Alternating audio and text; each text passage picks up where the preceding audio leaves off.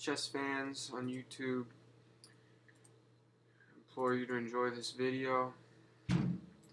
See what we can do with this 5-minute Blitz setup that we got here. See what's up. So this is the Dutch defense. Let's see if I can show you how to play it really good. Knight c3, e6. Where does he go now? He goes for the pin. Play bishop to e7. Defending this pin. And now castle. And then I see where he puts the bishop. If it's on either of these two squares, then it makes a big difference, and it also makes a big difference because the knight's there. Now I can go for this long diagonal with my bishop here and fianchetto it there. When he goes bishop e2 and doesn't develop the knight, then I don't go for the long diagonal just yet. I play d6 because if I go for the long diagonal, then he can play bishop f3, and it's not ideal. But this is ideal right here for me. It's ideal. I'm perfectly comfortable. Alright. Yeah, that might be wasting a move right there, so I get to develop with tempo, force a3, and then get to play this c5 move. This kind of stuff only works when he slips and puts the queen on c2 and lets me develop with tempo, and then c5. It's good for me. Really good. And now you'll see that his e4 is coming. So how do I make that not effective, you might ask? Well, I get rid of this bishop's pressure on my knight, so I can react to his e4 with f5 to f4. So he never opens the e-file. Not that even doing it right now would even be that great. Guessing the true test would be kingside castling here. And then I have some gutsy moves to respond to that. If he kingside castle, I would have gone for g5. It's not directly recommended here anymore. I'm going to do a slight calculation, seeing if the move g6 will benefit me protecting the f5 pawn. So then I can play e5 myself, because right now if I play it, it'll fall.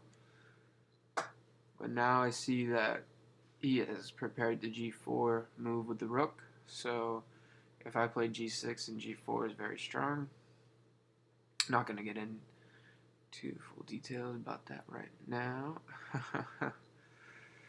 Basically, I am actually going to play this anyway to support f4 move with the pawn. So he can't open the files the way that he wants to. He can open the files, but it's not going to be in a big way for his favor, since he's played this way. Not going to let him checkmate me or steal my pawn. This fianchetto is very strong with my bishop here. It protects my king. He won't be able to get in there. And I have action and play in the center. And if he goes queenside, he has a weakness right here to play on.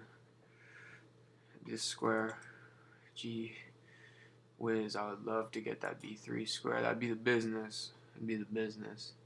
So he's attempting to open h-file right now for his attack. Either the h-file and then the g-file too. I have this intermezzo move, so it attacks the knight and threatens a couple things that need to be addressed, such as pawn takes here, forking king and rook. If he moves the knight, then my rook's supporting that fork. If he takes and doesn't move the knight, then I could take the knight and then renew that threat, and then any h-file, g-file pressure isn't going to be effective if this rook's gone, especially if he needs to take time to recapture and not have time to defend. See, yes, he ran away to castle. And this is good because I'll make him go on to the h-file, and then, okay, so see, he was too afraid to even do that. He knew what was coming. He's protecting his knight. I could have snapped the knight off right there. So now I'll snap off this pawn.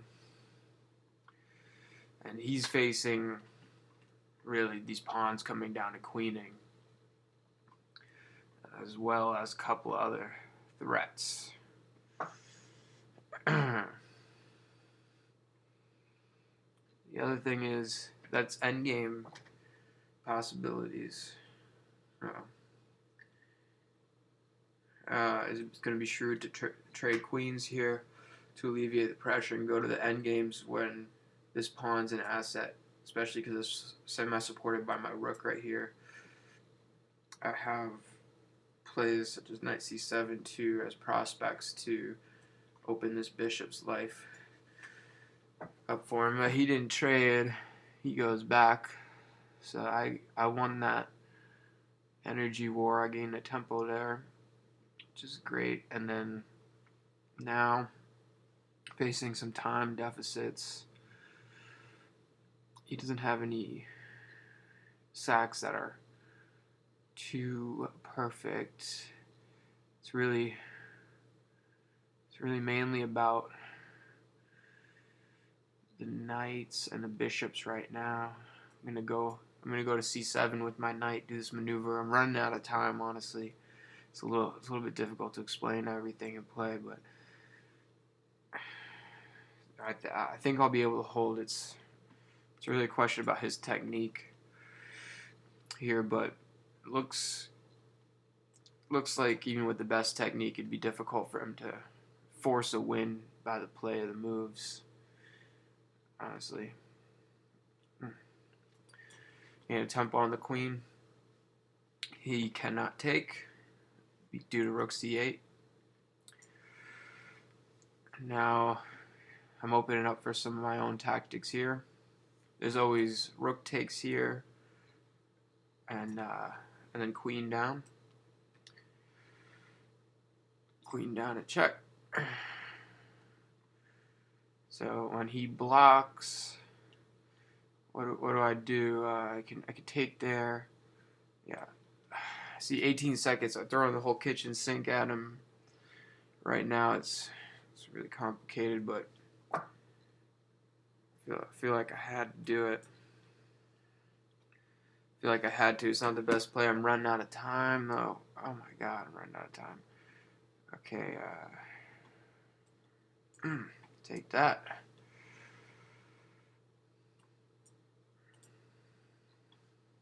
Check. Take the bishop. So he's down material here, even though he's up in exchange. I'm up material. Way up material. He can't beat these pawns. I'm gonna run out of time, but see, I held my own. I held that game. Held this game strong. He's gonna get me on time, but this is a one position for me. So one position. If you look at the material, if you look at the material, he's got 11 material points, not counting the king, and I got 5, 8, 9, 10, 11, 12, 13. I'm up 2 pawns. When you're up that much, you can win by force. He got lucky. He got lucky that game. See, I know how to play this stuff really, really well and defend and attack.